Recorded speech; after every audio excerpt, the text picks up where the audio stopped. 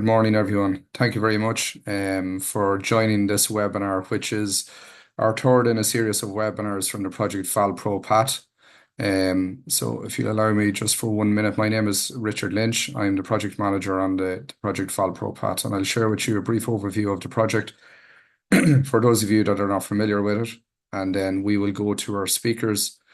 Today, our speakers are going to speak about the crop lupin and how we can generate added value for that crop across European supply chains. So I'll just share with you my slides. So the project VALPRO Path is a European funded project and it began in September of 2022. It received almost 10 million euro in funding from Horizon Europe.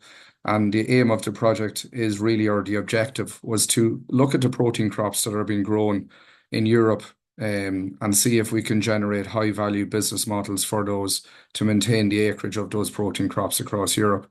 So the real focus of their project was to see, firstly, in terms of the varieties and the lines of these crops that are being grown, that they were suitable for that region that they might be grown in.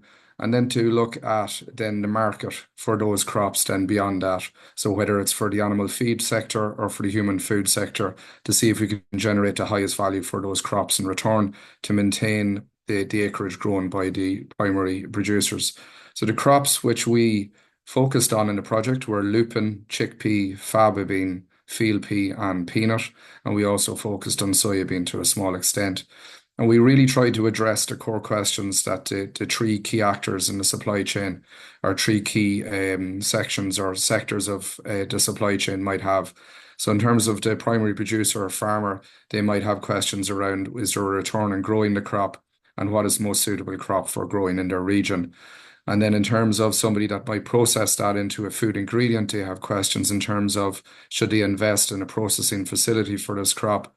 Will they have a consistent raw supply of this crop if they do invest in this facility? And then what specific technologies can they use to add value to that? And then at the very end of the value chain, in terms of the food product being developed, the food manufacturers questions around, is there actually a market for the product that they will produce? What products might be the most suitable for the marketplace? And then will there be a consistent supply of ingredient for them to produce their products? So we tried to address all of these core questions, core groups of questions in the project. But today in specific, we're going to focus on the crop lupin. Lupin has been a very, I suppose, up and coming crop in terms of protein crop circles in Europe over the last number of years.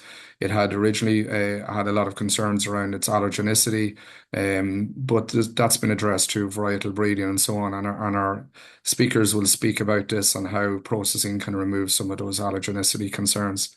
It's obviously a legume crop, so it's very suitable to reduce our synthetic nitrogen fertilizer usage across Europe.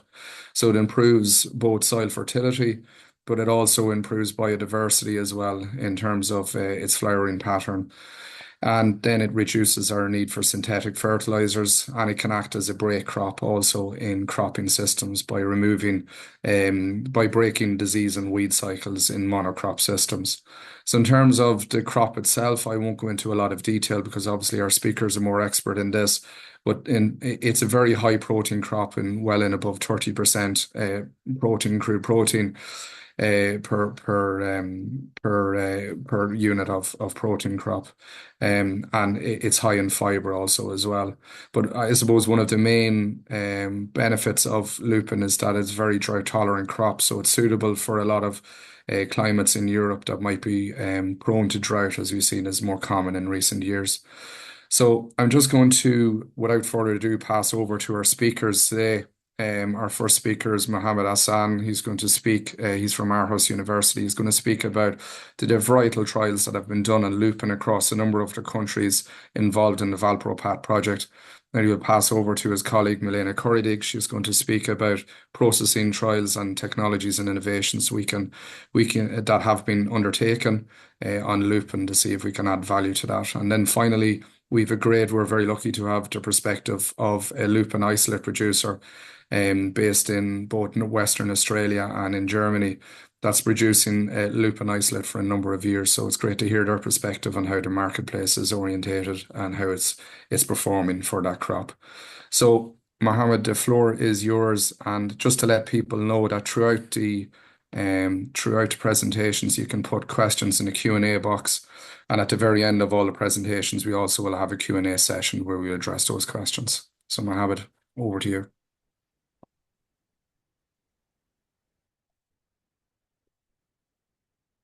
Can you see my presentation and could you hear me well? Yes, we can see and we can hear you. Yeah. Perfect. So this is Mohammed Ahsan from Aarhus University, and today we are going to discuss about the lupins that we are growing at the three of the locations in Europe. The first one was in Aarhus University, and the second one was Salf, Germany, and then the third location was University of Torino. And then in those three locations, we studied the genotype environment interaction that can affect the agronomic performance and seed composition of four lupin genotypes across these three European environments. And this was the experimental design that we used. The genotypes were four: Primabella, Borogine, Esamorian, and Bolero. And then the three environments: Auning in Denmark, Dettelo in Germany, and then Carmanola in Italy. Then we had four applications, and the growing seasons were different, a bit of different according to the need of the genotypes. Some genotypes were early mature, and then some genotypes were late matured. So it was depending on the genotypes.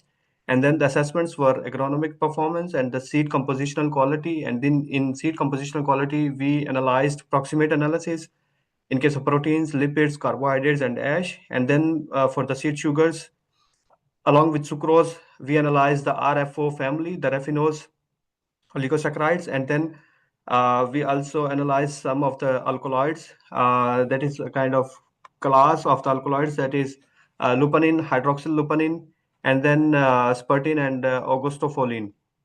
And then for all these environments and the locations, we use the same batch of the seeds to, let's say, to some extent to control the genetic variations. And this was the experimental map and the experimental, let's say, the gradient that we used. The first environment was in Auning, that is in Denmark, Northern Europe.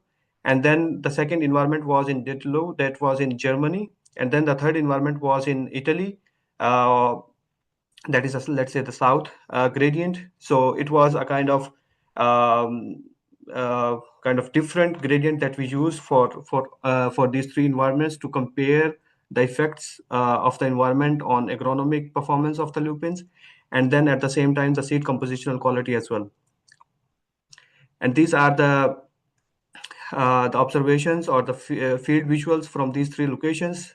On the left side of your screen, you could see that is Auning, Denmark, and then in the middle it was German environment or German location, and then on the right side you could see that it was Carmanola in Italy. And then briefly, let me introduce to the statistical analysis that we used, since there were two factors: the environments, the three environments, and the four lupin genotypes. So we used two VANOVA to see the genotype and the environment effect, and then their interaction as well. And then we also have some of the GGE biplots to see the stability index. And then we also did the Pearson correlation analysis to see the relationship between different traits. So these were the weather conditions across all these environments. In these graphs, we have rainfall, average temperature, maximum temperature, minimum temperature, and then we have air relative humidity. So if you just look at the graph A, where there is a rainfall in millimeters, and then we have three environments: Auning, Titlo, the German one, and then Carmanola, the Italian environment. In the Auning, the Denmark, the highest rainfall was in July, and then it drops down to 1.5 millimeter in August. And then in Detlu, the rainfall was increasing with the time, and then the highest was in July. But then when you look at the Carmanola, the Italian environment or the Italian location, the rainfall was decreasing as with the time. The highest rainfall fall was in April, that was 5.2, and then in June it was 0.07, and then in July it was 0.1 millimeter. It's almost nothing. And then in average temperature context, uh, at Awning, the average temperature for July was 18.6. That was the highest. And then in Dedlo, the 18.9 in July, that was the highest. And then in Italian environment, the highest average temperature was 25.2 in June and 25.1 in July. And then if you look at the maximum temperature, the highest temperature in July for the Italian location was 32.7. That was the highest among all the locations and the months that we studied. And then if you just look at the air relative humidity, the relative humidity was also lower in Italian location as compared to the other two locations.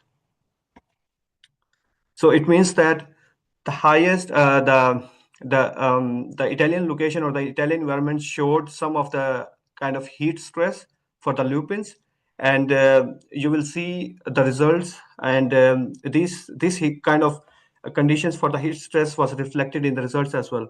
So if we just start from the agronomic performance, and of course I did not include all the agronomic parameters here, I just include the most prominent ones that that you could see from here. Let me just here. So from the grain yield, the lowest grain yield. Oh, sorry.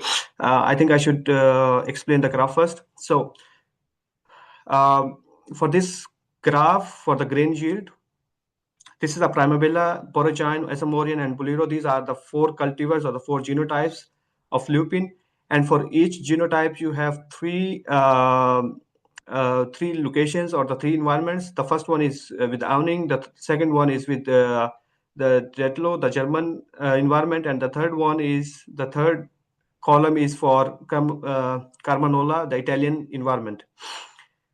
And these 3 environments are for all 4 of the genotypes. So if you could see that for all the genotypes, the Carmanola location or the environment has the lowest yield as compared to the others. And the highest yield was observed in Detlo, the German location. And the genotype environment interaction was also significant for the grain yield as well. And then if you just look at the harvest index, the harvest index was measured by the ratio of grain yield and straw biomass. Even though the genotype environment interaction was not significant for harvest index, but there were significant differences between genotypes and environment. As you look at the Detlo one, the German location has the highest genotype, and then if you just look at the main effect of genotypes, the Assamorian was the highest with the harvest index that was 45. And then this is the mean versus stability plot for the grain yield. On the x-axis, the PC1 showed the 74.12% of the variability, that is mean yield. And then to study this graph, as the yield, as the genotypes and the environments, they are going to the right. It means that they have higher yield, higher yielding genotypes or higher yielding environments. And then if they just go to the left side, that is lower yielding genotypes. In case here, that is Assamorian. And then if you just look at the stability, that is y-axis, and then the values close to 0 that are more stable, that is Bolero. And then the values far from 0, that it means that from this central point, if they are far from this point, then it means that they are less stable. So in this case, it is Primavera, and then maybe the Boragine as well. But the Boragine has the higher yield as compared to Bolero. And in case of protein content and mean versus stability plot, so let's first look at the graph for the protein content or the protein percentage. Even though the genotype environment interaction was not significant, but still there were significant effect of environments. and the genotypes. The highest protein content was shown by the Italian location, the Danish location, that was 31.5, and then for the Italian location, that was 30.2, and then the highest protein content was in Bolero, but it has the lowest yield as well. So it is a cross relationship between these two parameters. And then for the protein content, on the right side has the higher protein. If it is on the right side, let's say owning the Danish environment, it has the higher protein, and then if it is on the left side, like Titlo, that has the lower protein. And then for the stability, if it is close to 0 to this point, the central point, then the stability is higher or stable, let's say the genotype. And then if it is far from 0 to this central point, then it is kind of less stable or not stable. So this is the seed sugar composition. And then if you just look at the seed sugar composition, we analyzed sucrose along with RFOs, the raffinose oligosaccharides, sugars. In sucrose, we did not find any significant differences in the genotype and the environment, and we did not find even the genotype environment interaction as well. But if you just look at the raffinose, we found some significant differences between the genotypes and the environment, but we did not find any significant interaction. So the Italian location has the highest raffinose content as compared to the Danish one and to the German environment. And then in case of the genotypes, the Borigine has the highest raffinose content. And then in case of statues, we only observed the significant difference in case of genotypes, not even in the environment, and the interaction was also non-significant. But the statues, the highest content of statues was found in Borigine, as it was in case of raffinose. And then for the verbiscose, the highest content again was found in Borigine along with SM Orient as well. And then for the locations, the highest verbiscose content was found in the German location as compared to the Danish location and then to the Italian. Both of them were very close to each other. And the most important in case of lupins, the seed alkaloids, because the alkaloids are very important in case of lupins because there is a kind of a limit for the alkaloids that can be in the lupin seeds if they are going to consume by the humans or let's say the direct consumption. If the content of the alkaloids is more than 1000 mg per kg, then it is not safe for the humans for the direct consumption or even for the animals, I think.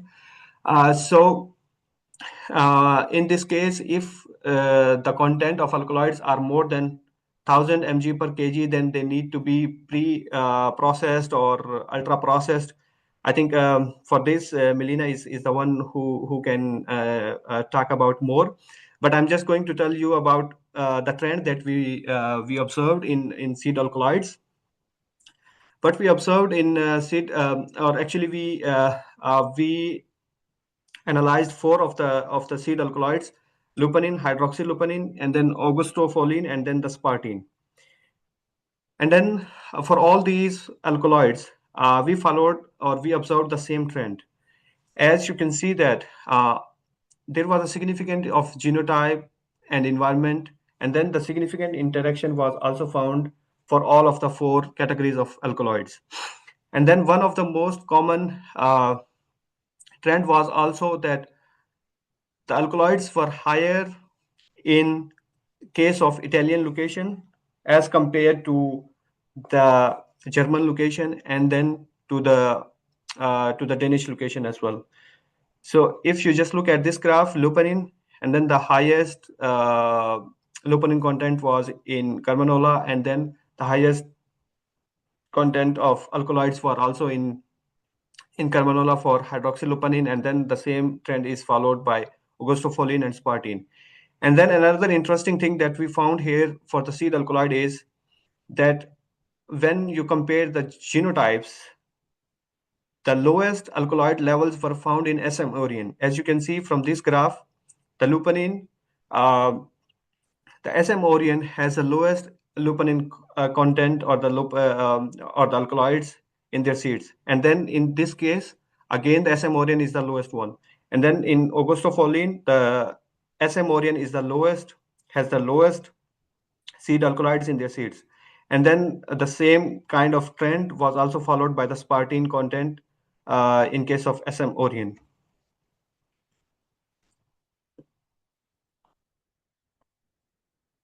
So this is the relationship between the parameters. Um, Although there were many kind of relationships between different parameters and so on, but since we are focusing on the grain quality and the grain yield, and then we focused on the grain yield, the relationship of grain yield with different parameters. So in this case, grain yield positively correlated with harvest index. So it means that when there was a higher straw biomass, the grain yield was increased significantly, or positively correlated with the harvest index and with straw biomass, and with the plant height as well. And then but in contrast, the grain yield negatively correlated with protein, as this is the case for almost many of the legumes. And then the grain yield was negatively correlated with chlorophyll, alkaloids, and then the sugars as well. So these are some of the conclusions that we could draw from our results. Even though I could not include all of my agronomic and then seed compositional analysis, or the results here in this presentation, but still we could draw some conclusions that we could found strong genotype environmental interaction. And then in those genotype environmental interaction, environment was the dominant driver. It means that the environment was kind of dominating, and environment was the one who was contributing more to the variation. And then the yield GG bioplot showed that genotype performance and stability is different across environments. And then the grain yield negatively correlated with protein, sugars, and alkaloids, and positively correlated with harvest index and straw biomass and plant height and so on. And then in case of locations, or in case of environments, we found that the German location, Ditlev, was best for the yield, for the grain yield. And the Danish environment, that was Auning, it was good for vegetative growth. But the Italian environment, that was Carmanola, since we have observed higher alkaloids and higher sugar levels, so there were some indications of the stress induction in that environment. And then among the genotypes, the SM Orion presented the lowest alkaloid levels across genotypes. And then if we look at the overall performance of the genotype, then we could say that genotype performance was environment specific. So specific environment have different performance. And then among those genotypes, Borogene was more stable with high yield. And then, but there was no single cultivar we could say that was the dominant one among all these. Thank you for your attention. And if you have some questions, I'm not sure how, Richard, we are going. That's perfect, Ahsan. Yeah, so we can take questions in the Q&A as the presentations progress, and Perfect. also at the end of the presentations, we'll have a session for Q&A. So thanks very much, Ahsan. I think your very last line there about the genotype was not directly related to the environment. So I suppose you have to pick the most suitable variety for the most suitable location. That's the ultimate message there that we found across the three experimental sites. Thanks very much, Ahsan. Milena, we're just going to pass the floor to you now to speak about processing technologies and so on. Thanks.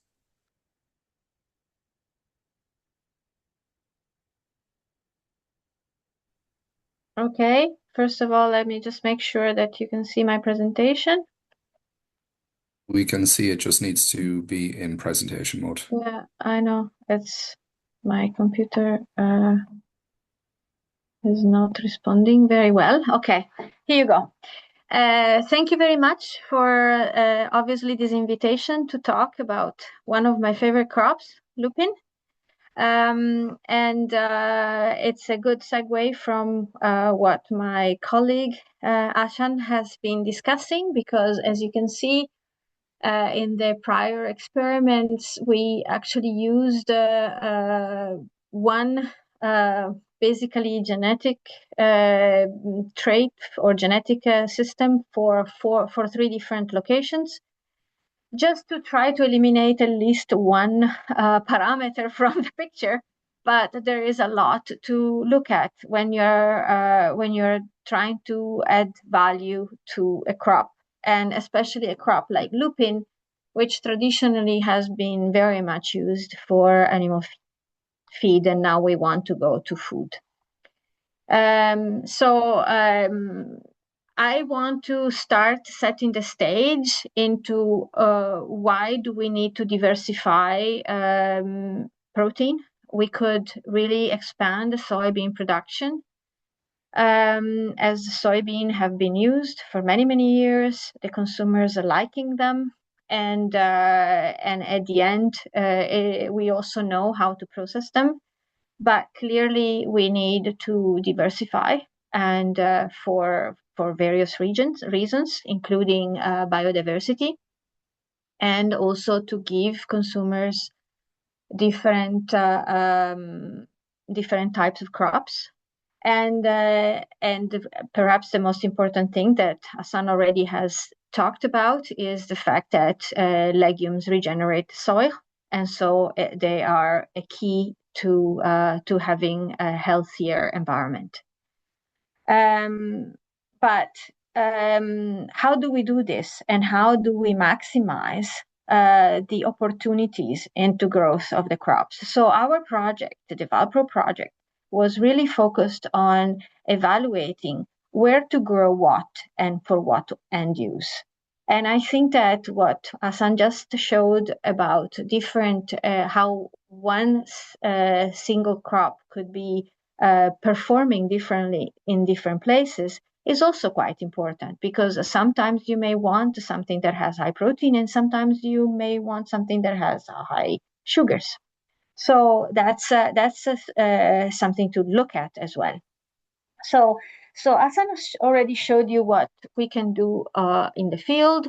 What I want to point out more maybe closely is what we have done in the project also in greenhouses, where we could look at climate extremes as well as different conditions, and how these different conditions of drought or of CO2 levels could perhaps affect the nutritional properties of the crops. And today, narrow leaf lupin is cultivated mostly in Eastern Europe, in Germany. There are some frost-tolerant genotypes, but these are not necessarily the ones that we were looking at. In this study, we had a much broader scope to make sure that we could see what is also their nutritional properties and their processability, which is something that we tend to forget when we are selecting for a genotype. And then, but because we are just starting this venture on new proteins in Europe, perhaps we can look at yields in a different way and not selecting only for yields. So I won't talk much about this area because it's actually not my expertise, but I wanted to add to what Ahsan has already showed you in the field. We have also done greenhouse cultivations using very, very specific conditions and changing their stress exposure. And we did heat exposure, we did moisture exposure, as well as combined CO2 levels. And just a summary from my point of view, which obviously is not the agronomic point of view, from what I distilled out of 3 years of a PhD project from a colleague of ours, Miklas, is that when it comes to yield stress, the protein yields do not seem to change in response to the yield stress, while carbohydrates do. And I think this is much in agreement with what Ahsan has showed between the locations in Italy and in Denmark and in Germany. And also very interesting that there were no significant reduction in grain, nutritional quality with the CO2, which makes this lupin crop a potential resilient crop in the future. So why should we look at lupin? Lupin is actually quite unique in the legume family because in spite of the fact that it has still a very high level of polysaccharides, it has very little starch, which is very different, very, very different from the other legumes. And perhaps something that people forget about, because normally when we're looking at other crops, like for example, faba or pea, there is a very, very high level of starch. And that therefore requires a very different way of processing, which clearly will require also different type of processing facilities compared to using faba and pea. They will not be able to be processed in the same systems. So that's something to take into consideration. And also one thing that people have been a little bit wary of in the case of lupin is the presence of anti-nutritionals. Ahsan already showed you a little bit about oligosaccharides, but also obviously alkaloids are usually a concern in this case. So I just wanted to start right away by saying that the alkaloids can be removed by soaking, and they can, but they cannot be, obviously lupin cannot be directly consumed as a food. It needs to be somewhat processed. So that just gives you a little bit of an overview of why I find it one of my favorite crops. And also the possibility of looking at these alkaloids as something that is not really, should not be a showstopper in the case of lupins. One other interesting thing that connects the work that we have done more in controlled environments compared to what Ahsan has showed is that you've seen that in particular conditions of very high heat, when we grew the crop in Italy, there was a much higher level of alkaloids in general. So these anti-nutritional components are often related to the stress that the plant has undergone during particular periods of the of growth of the crop. So that's something to take into consideration, that it's not really that simple to just select a variety that has a low alkaloid content and then not test for it over time.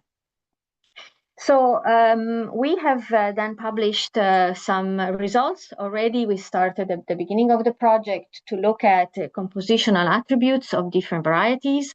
So this helped a little bit in the selection of what to use in the other studies of the project.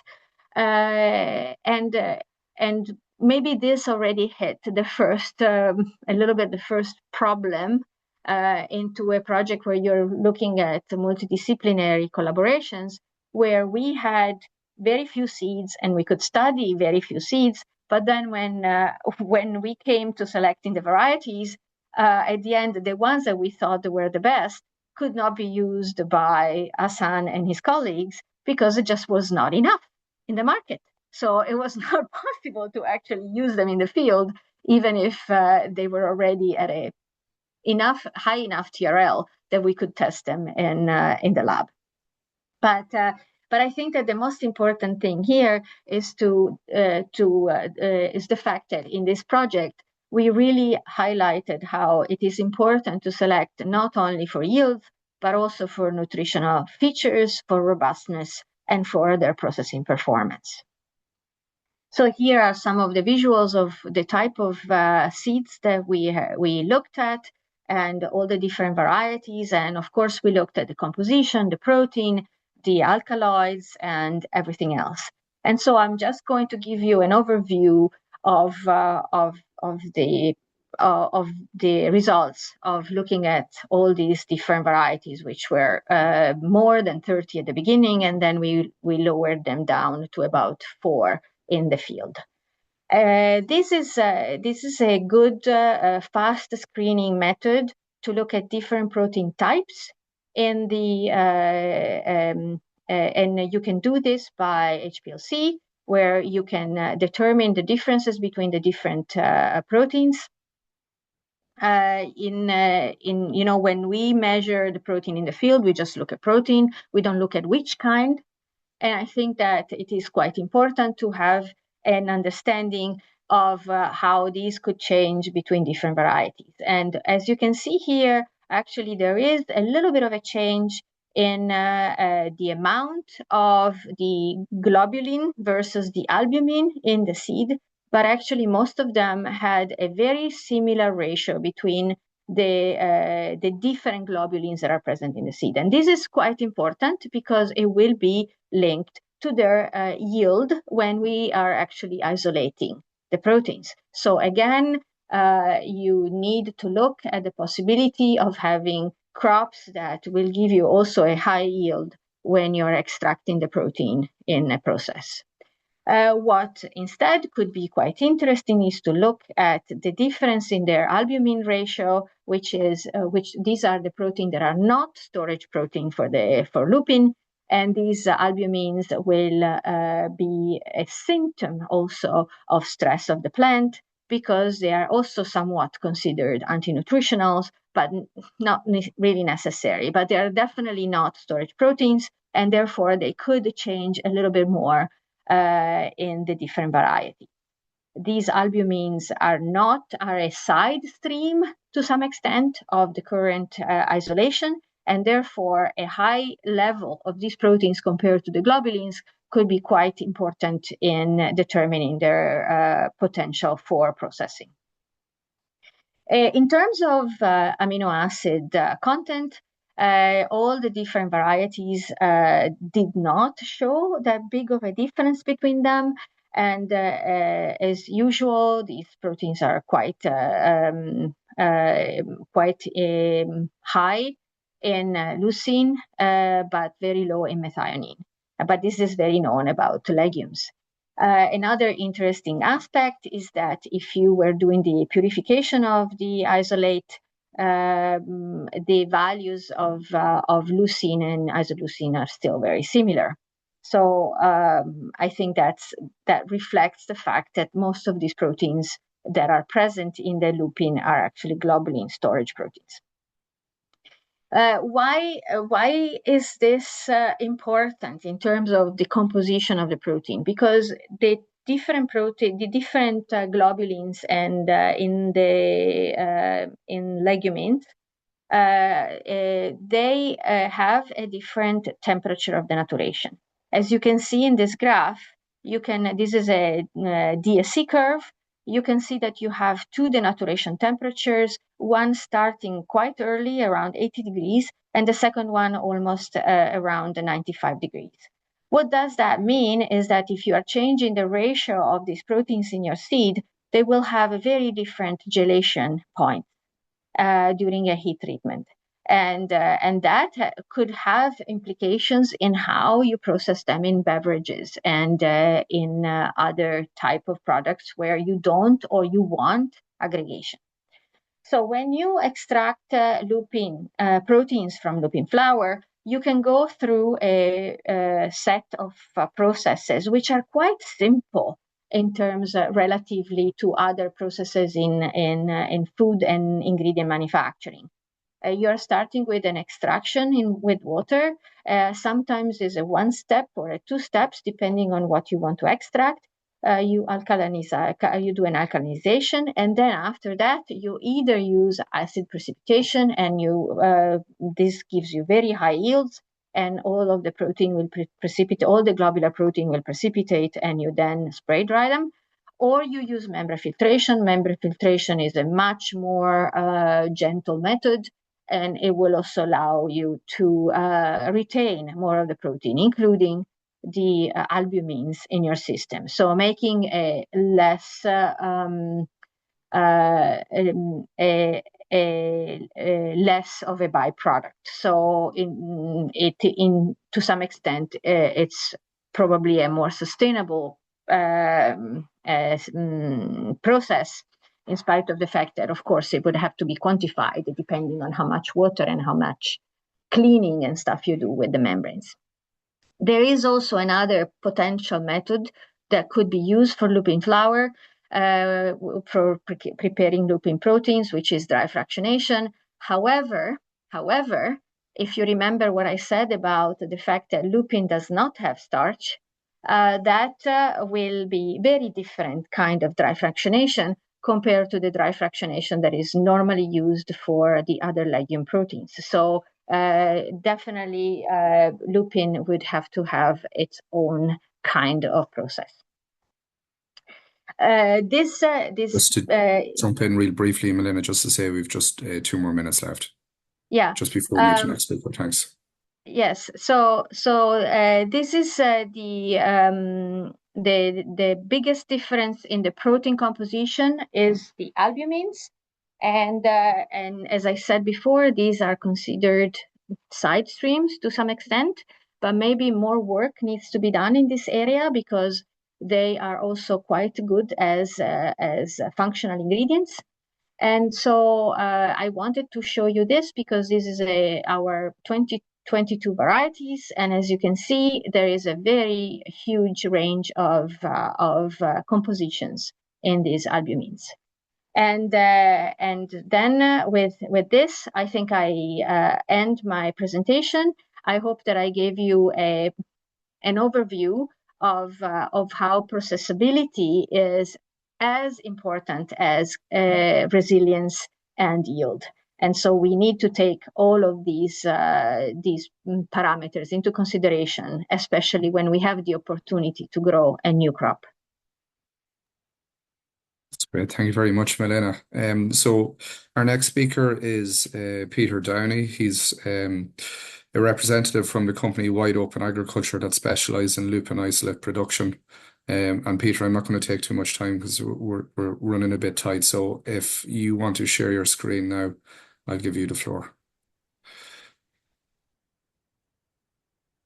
So is that sharing correctly?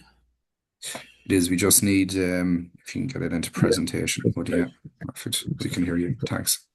Okay, so hello everyone. Yeah, I'm Peter Downey, the Managing Director for Wide Open Agriculture Germany. And just thank you to Mohammed for really laying out a great understanding for what lupins are and how the challenges and benefits of growing lupins across Europe, and to Milena for kind of talking through the processing stages and steps that we have gone through in our journey. And so Wide Open Agriculture's journey with lupins sort of started in 2016, where Haider Al-Ali started his PhD working with lupin protein, and he was trying to functionalize the lupin protein isolate. So he was going through a lot of the basic process that Milena described, and then adding in an additional step to unravel the protein to make it more functional. This process unlocked the protein and allowed it to have a greater solubility and a higher gelation, so making it able to form more complex structures. And then in 2020, Wide Open Agriculture acquired Haider's work, and we invested in a pilot plant in Western Australia and started to really figure out how best to extract lupin protein. Then in 2022, we were able to acquire in 2024, we were able to acquire a processing facility in Germany to really take the next step from pilot scale into commercial scale production. And here is where we really started to understand our process and understand how we can get to a point of full seed utilization. which means extracting the oil out before we start processing, and then being able to dry the lupin fiber, as that's 40% of the seed. So it really is quite important to be able to use the lupin fiber as well as the lupin protein. And we're now at a point where we have all three of these products, and the gamma-con gluten is the acid-soluble protein fraction that is still in the works for us. But obviously the main product is the lupin protein, and so we have two proteins. We have a functionalized, which uses HIDES and our individual IP to increase the functionality of the protein, and then our standard protein, which is slightly cheaper to manufacture and has different properties and uses in different applications. So onto the applications, which is how our product can be used. And what is really unique about lupin protein is we have yet to find an area where our protein can't be used. So some of our key ingredients, key areas have been in sports nutritional bars. We have customers making high protein snack bars. The chonk cookies are a cookie that is a gluten-free vegan cookie that uses our functionalized protein to increase its gelation and texture. It's also just sold as a powder on its own for people to add to their own smoothies or shakes, or to we also have customers making it with a flavored ingredient to be able to make a sports drink that's just a ready to drink process, as well as that fiber works well predominantly in baking and breads. So the fiber is an insoluble fiber but behaves as a soluble fiber, which is very unique in the market and allows it to sort of create a unique texture whilst giving the improved gut benefits of an insoluble fiber. And our oil is something we're still working on, and is we're getting new to the market with this, is for cosmetics. It's got great anti-aging properties. While we're still doing the studies to confirm that, there's the initial bit of work that's done to prove that. But where does our product really shine? Is obviously the protein is where we have our strongest impact. And Wide Open Agriculture used to have an oat milk, so we did a lot of work with an oat milk lupin blend. And the key challenges with oat milks and with plant-based milks at the moment is that they often lack protein to be nutritionally compared to regular milk. Whereas what we've been able to find with our lupin protein is that by mixing the two, we're able to make a neutral, clean tasting plant-based milk that has the protein content to be comparable with cow's milk. And also we've been able to make plant-based, being able to make udon noodles, where we just replace some of the wheat with protein up to 10% to be able to make a high protein serving of noodles. So for customers, this just means that you're able to make a higher protein claim on what is already a great tasting product, but now has the benefits of being able to be marketed as a high protein ingredient. We've also been able to make some great vegan cheeses using our protein. So for this one, we use the functionalized protein that has the greater solubility and gelation properties. And those gelation properties allow it to form the real cheesy texture. I myself, unfortunately, do not like any cheeses, so I can't speak personally to the taste of it, but we've taken our products to many of trade shows and have always been highly regarded as a fantastic cheese-like product. And when compared to other vegan cheeses on the market, you don't get that grainy texture, and we are able to make a cheese that also melts. So for things on like a vegan pizza, we get the melt aspect of the cheese without using regular cheese. And then We've also used our protein in breads and other bakeries, so muffins, and had great results. Again, it's just a straight swap for the flour. You take out 10% of the flour and add in 10% protein, and now you have a high protein bread that it just makes makes our customers' products stand out on shelf as a high protein option, whilst not coming at the cost of the grainy taste or the bitter taste that can sometimes come with other plant-based proteins. And lastly, I think we put it into dips as well. The dips are quite a bit easier, and same for the sports drinks, because you can add in more complex flavors to really mask a lot of proteins, a lot of protein flavors, but where the lupin protein is more adaptable is that we get the functionality with our functionalized protein as well. So the gelation properties allow us to not need other additives to create the texture of these dips. And same for the sports drinks. So with our functionalized protein, you can, and the increased gelation, you can get that thicker, creamier taste and texture without the need of additives. So for us, our main focus has been on nutrition and drinks. This is where we see plant-based proteins performing the best in the market. But obviously, as I just said, it has a wide range of uses. So the lupin protein advantage for us, has been largely reduced in additives and our clean label outcomes.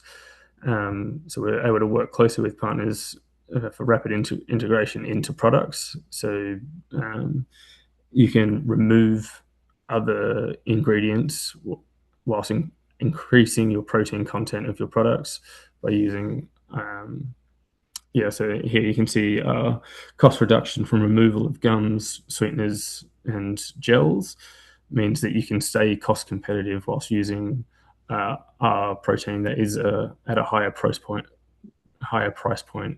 to protein competitors at the moment. The three key pillars for us are the clean label, performance, and cost in use. The clean label, fewer gums, fewer emulsifiers, and then we have the strong functionality, and which gives us a lower total cost formulation.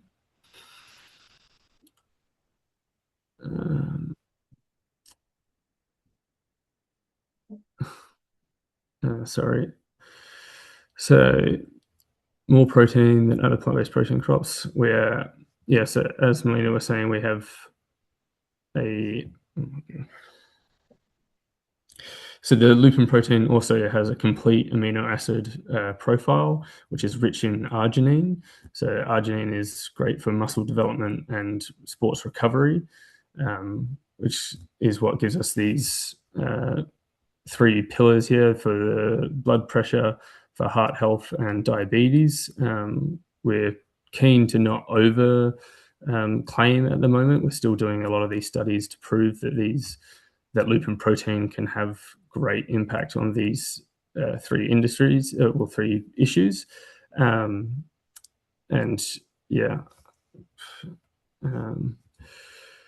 So compared to oats, soy, and pea and almonds, lupin has a more complete amino acid profile with total amino acids higher, but whilst not as high as whey, we do have certain amino acids that are higher than whey, which is the arginine is the main one there for us. And then for the production side of things, where we really can be competitive over time, is that there's more protein in a lupin seed than most other plant proteins. So soybeans, of course, have also around 40% protein, and so they're the biggest competitor from that side of on the production side.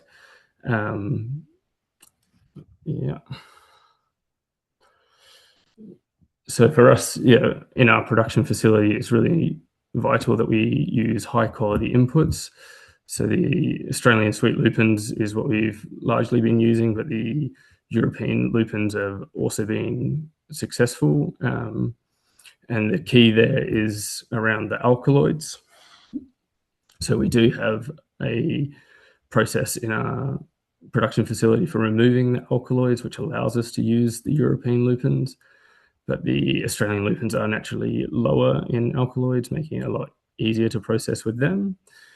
We also use high quality products and gentle processing. So for the oil, removing the oil, we're not using hexane, we're using eco solvents or mechanical processes to remove the oil, and then ensuring there's no denaturation of the protein by gently processing through our facility. The market size, so yeah, across China, we find that there's a massive opportunity for importing our product into China. We've got an initial agreement for large sales into China, and it's a growing market. But more than just that, across the world, there's a growing demand and need for lupin protein, or not for proteins in general. So we do not think that over the coming years we will be stealing market from other proteins, more just filling the growing gap in the need for protein. So yeah, the plant-based milk is one of the main ones that is growing and where we see a great opportunity. We've also been able to make a soy alternative to the market. So we've made a tofu-like product from our lupin protein that holds up in texture and taste to that of regular tofu. But what are the main challenges that we've faced across this? The biggest one is getting to scale. We are competing with people that make significantly larger volumes of protein and therefore are able to sell at a much lower price. For us, this has been sort of the biggest challenge, is overcoming this price barrier with people, with customers. And that has predominantly been through showing how significantly better lupin is compared to other proteins on the market. And because we have the higher protein content, once we get to scale, we will be cost competitive to soy protein, not to pea protein, which will mean that we can really explode into the market. All right, thank you for your attention. Thank you very much, Peter, and just on time. So we've Q&A in the Q&A box, but I think some of them have been addressed directly. So Milena, I see you've addressed, and Ahsan, you've addressed your questions there. So if there's any other questions, feel free to pop them in the box. If not, I'll provide an email address, or we can provide an email address that you can ask further questions on. Yeah, thanks very much. Just a brief summary, I suppose. Ahsan, you showed that basically the most suitable variety for the most suitable region is a very important consideration when growing lupin, obviously.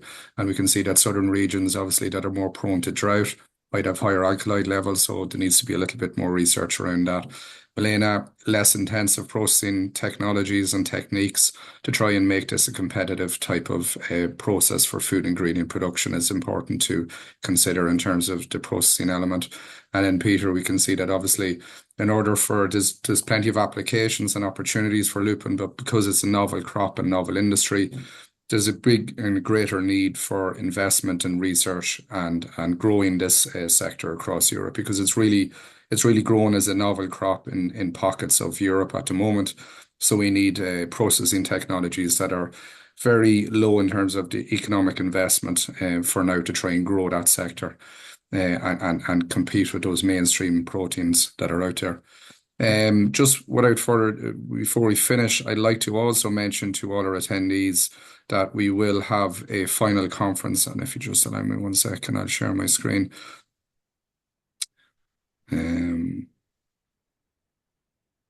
So we will have a final conference that's taking place on the 25th of June. It's in co with another European project focused on alternative proteins called Giant Leaps. It's open to all, so you're free to attend. And the purpose is really to look about the protein transition in Europe and how we can do this sustainably. We're expecting over 200 attendees across the whole divide of policymakers, researchers, and industry leaders. Well, hopefully not a divide, but the whole spectrum. And then all of the topics we're going to speak about surround sustainable transition and how policy and investment can encourage this.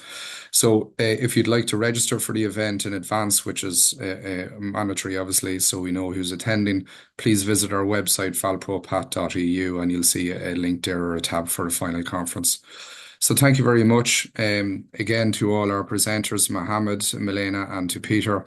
Again, if you have any questions, please go ahead and share them. You'll find addresses, email addresses for contact details for project contacts on our website. Our next webinar will take place in, I'm not sure, is it 2 weeks or 3 weeks, but we will send out to all of the attendees here, we'll send out further details. It will be on peanut and growing the European peanut market. So it's another novel crop, and see if we can explore opportunities in the business model development for that. Thank you very much, and I hope you all have a very good day.